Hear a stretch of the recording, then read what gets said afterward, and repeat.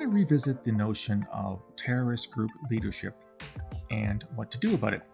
So in the past, I have devoted a few blogs and perhaps a few podcasts to this notion that eliminating terrorist leaders, i.e. the leaders of terrorist groups or organizations, is often presented as a major step, a major blow to a terrorist group's capabilities, and that isn't always the case. We talked about how al-Qaeda was apparently decimated with the loss of bin Laden in 2011. And I've noted that yes, he was replaced by Ayman al-Zawahiri, who's got the charisma of a doorknob. We talked about the PKK in Turkey, how Abdullah Öcalan's been in prison on an island in Turkey for the better part of more than a quarter century. Yet the PKK is still around. We have the examples of things like the Sendero Luminoso, the Shining Path in Peru, which never really recovered from the imprisonment of Abimael Guzman, who was their leader in the early 90s by the Peruvians.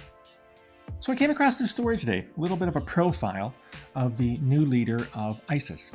You all recall, of course, that Abu Bakr Al Baghdadi was killed a few years ago by US Special Forces, and he has been replaced by a man called Amir Mohammed Sayyid Abdurrahman Al-Mawla, who has a couple of nicknames. One is the Professor, because of his background, and the other is the Destroyer. Sounds like a really bad video game or something from a science fiction film. He apparently has a reputation for brutality, and yet there's a lot about him that we don't know. This is from an article I got from France 24 website. It talks a little bit about what we do know about him despite his rather enigmatic status. We know he's brutal. He apparently is best known for playing a, quote, major role in the jihadist campaign of liquidation of the Yazidi minority in Iraq through massacres, expulsion, and sexual slavery. This is according to Jean-Pierre Filiu, who's a jihadist scholar at Sciences Po in Paris, and I have a lot of time for Jean-Pierre. He's a really good scholar. It is believed he was born in 76. He actually joined al-Qaeda in Iraq and then was incarcerated with Baghdadi himself at Camp Bucca. He's gotten out, and there's all this speculation about what he's going to do. Is he going to have to try and prove himself? Is he going to try and prove himself to be better than al-Baghdadi, etc., etc.? But what it seems to me is that at a minimum, he's a very, very nasty man. If you know anything about the Yazidis and what happened to them, I just saw a very emotional piece on, I think it was CBS News, about the young lady who won the Nobel Prize. Her name skips my mind right now for the Yazidi genocide. Really hard to watch without tearing up. Which brings us to the question about whether or not the elimination of al-Baghdadi was A, as important as it was portrayed by President Trump a few years ago, and B, was a good idea. There's an old saying, better the devil you know than the one that you don't. Is this the case for Islamic State? Is this new Mawla the Destroyer, is he going to turn out to be a worse man than al-Baghdadi? Now, I don't know offhand how involved al-Baghdadi was in the brutal slaughter of innocent civilians that ISIS partook in 2013, 2014, 2015, 2016. Seems like this new guy he got his hands dirty, literally and figuratively, in the genocide, which ISIS participated in.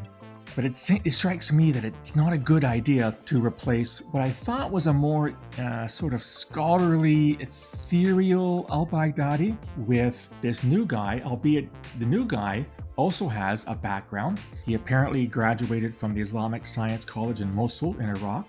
He took on the role of a religious commissary, and he was basically a Sharia jurist for al-Qaeda.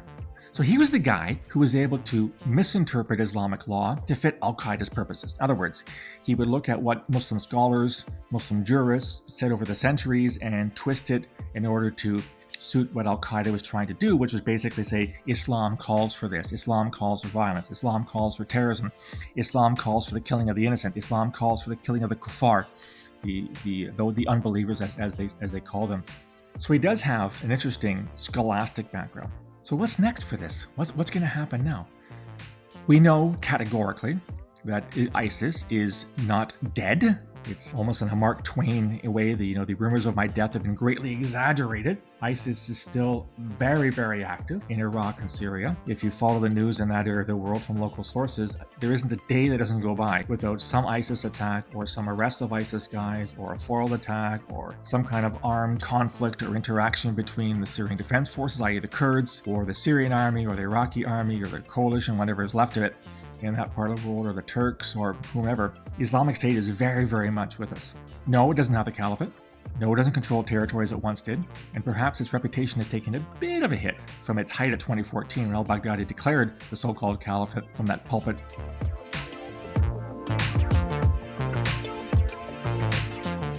But I do think that we have to be very, very careful in looking at ISIS going forward. We have to get away from this notion that the elimination of al-Baghdadi was important. It doesn't seem to have been that important, in the sense that the group is still, as I mentioned, very much on the ground, very much active. We are still seeing attacks claimed by individuals in many countries around the world who say they're acting on behalf of Islamic State. They're self-styled ISIS guys, to the best of my knowledge. We're still seeing attacks in Iraq and Syria, as I mentioned.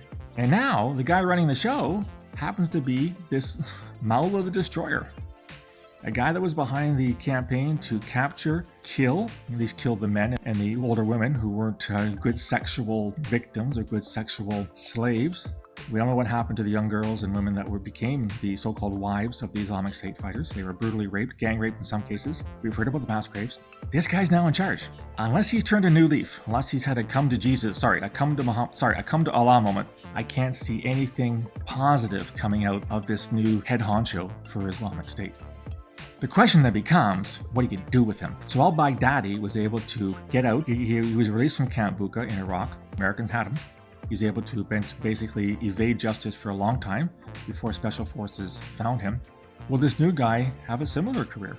Will he evade detection? Will he hide out? Will he be protected? Will he move very carefully? We know that with bin Laden in the post 9/11 period, he was very careful about cell phone usage. He was very careful about his electronic footprint because he knew that the Americans, NSA, National Security Agency, the counterpart to where I worked at CSE, Communications Security Establishment, was looking for his cell phone signal, looking for his communications to triangulate where he was and to basically kill him. This will Mawla the Destroyer follow the same practice. How long will he remain in power? How long will he direct ISIS to carry out heinous acts of violence against innocent people? And what's his eventual fate? Will he be captured alive? I doubt that. Will he have his day in court, like Saddam Hussein did? Remember him in the hidey hole when the Americans found him? I doubt it. This may come across as cruel and inhumane to some people, but what I'm hoping happens to Mawla the Destroyer is that one day he's going to find a hellfire missile up his arse. In other words, he's going to get droned to oblivion. Some would say that's not justice. Some would say he should have his day in the docket to be able to defend himself. But a guy who is responsible for the rape and murder of tens of thousands of Yazidis, he's pretty well guilty of what he did. I don't think we need to waste money on a court case in this instance. And again, I'm not a big fan of drone strikes. I think they do a lot of harm. I think airstrikes are the same way. I discussed this at length in my second last book, An End to the War on Terrorism. So I'm not a military type. But for a guy like this, I think a hellfire is in his future. One less jihadi asshole to worry about, and a particularly brutal one at that. And yet, when he's killed, when he has his day with oblivion, he'll be replaced by somebody else. Let's just hope it's someone as bland as Ayman al-Zawahiri for al-Qaeda, and not someone even more brutal than that.